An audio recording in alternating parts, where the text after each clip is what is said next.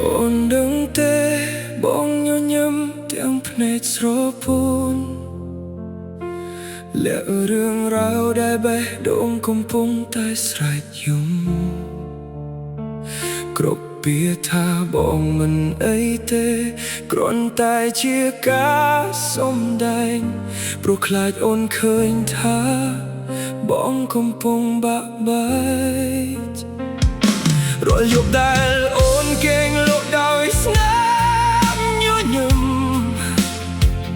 បងនៅភ្ញាក់ម្នាក់ឯងសួរខ្លួនឯងថាខ្វះអ្វីខំធ្វើជាមនុស្សដែលអូនចង់បានគ្រប់យ៉ា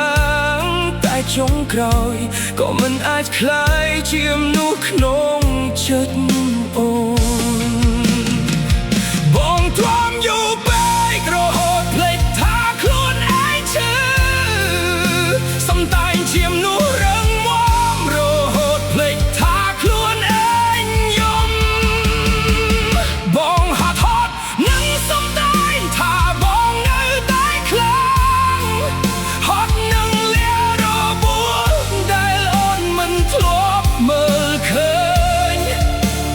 បងស្រឡាញ់អូនអស់ពីបេះដូងតែអូនមិនដែលត្រូវការបើការនៅបន្តធ្វើឲ្យយើងឈឺ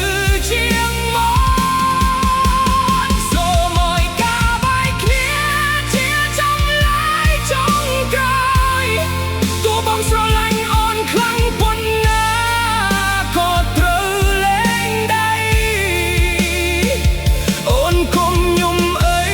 បងមិនខឹងអូនទេគ្រាន់តែបេះដូងបងលែងមានកម្លាំងទ្រាំទៀតហើយបងធ្លាប់គិតថាការទ្រាំមិនផ្លាស់ប្ដូរអ្វីតែការពិតមនុស្សសម្នាក់ខំស្រឡាញ់មិនអាចគ្រប់គ្រាន់សម្រាប់មនុស្សពីរនាក់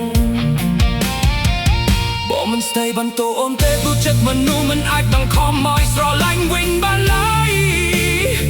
គ្រាន់តែបងសោកស្ដាយដែលបានបាត់បង់ខ្លួនឯងនៅក្នុងការព្យាយាមរក្សា